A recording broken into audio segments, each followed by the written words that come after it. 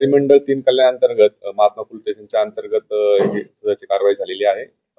August महिन्यामध्ये ट्रॅफिकचे आमचे जे कर्मचारी, अधिकारी कर्मचारी जे आहेत आणि पोलीस स्टेशनचे कर्मचारी हे नाकाबंदी करत असताना त्यांना अशी एक गुप्त माहिती मिळाली होती की त्या ठिकाणी काही लोक जे आहेत त्या ठिकाणी गांजा सप्लाय करण्याकरता कल्याण स्टेशन परिसरामध्ये येणार आहेत.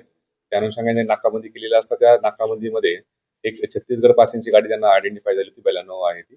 आणि त्यामध्ये नाकाबंदीमध्ये त्यांनी ती गाडी थांबवण्याचा प्रयत्न केला. आमचे जे पोलीस कॉन्स्टेबल जे आहेत ते ट्रॅफिकचे पोलीस कॉन्स्टेबल सोनवणे आणि धोंगडे त्यांचे सिनियर झोडगे यांनी मग ती त्या नाकामध्ये न थांबता त्यांनी ते आमच्या पोलीस कर्मचाऱ्यांच्या अंगावरती गाडी आणण्याचा प्रयत्न केला. नंतर त्या सदर गाडीचा आपल्या पोलीस स्टेशनचे कर्मचारी आणि ट्रॅफिकच्या कर्मचाऱ्यांनी पाठलाग केला असता ते आपण गाडी ताब्यात घेतली. नंतर गाडीच्या मध्ये आपण जे असणारे जे 5 इसम असेल त्या 5 इसम पण आपल्या त्या ठिकाणी मिळाले. सदर गाडीची झडती घेतली असता सदरच्या गाडीमध्ये आपल्याला त्याच्यामध्ये 35 किलोपेक्षाही जास्त गांजा मिळाला. त्यानंतर हे 5 आरोपी त्याच्यामध्ये निष्पन्न झाले आणि त्यामध्ये गाडीच्या झडतीमध्ये आपल्याला एक गावठी बनावटीचं पिस्टल सुद्धा त्यामध्ये हस्तगत करण्यात आलेलं होतं.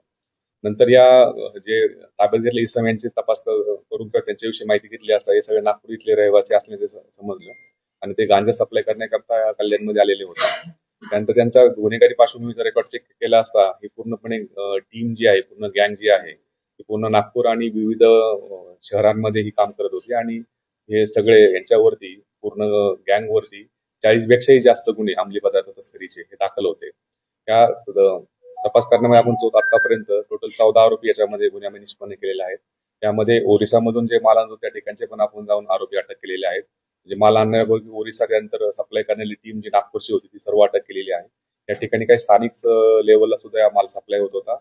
त्यामध्ये मुंब्रा असेल, भिवंडी असेल, कल्याण असेल, इतरही भागामधले जे आरोपी आहेत त्याच्यामध्ये आम्ही निष्पन्न करून त्यांना सुद्धा अटक केलेली आहे.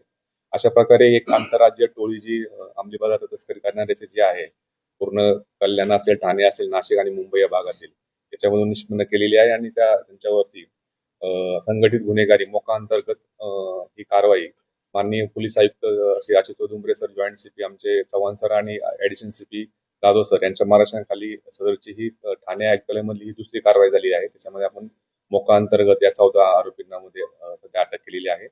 सदरचा गुन्ह्याचा तपास जे आहे आमचे कल्याणचे एसीपी कल्याणची गेटे करत आहेत. आता सदरचे आरोपी आता सध्यापर्यंत त्यांना 23 तारखेपर्यंत पोलीस रिमांड दिलेली आहे.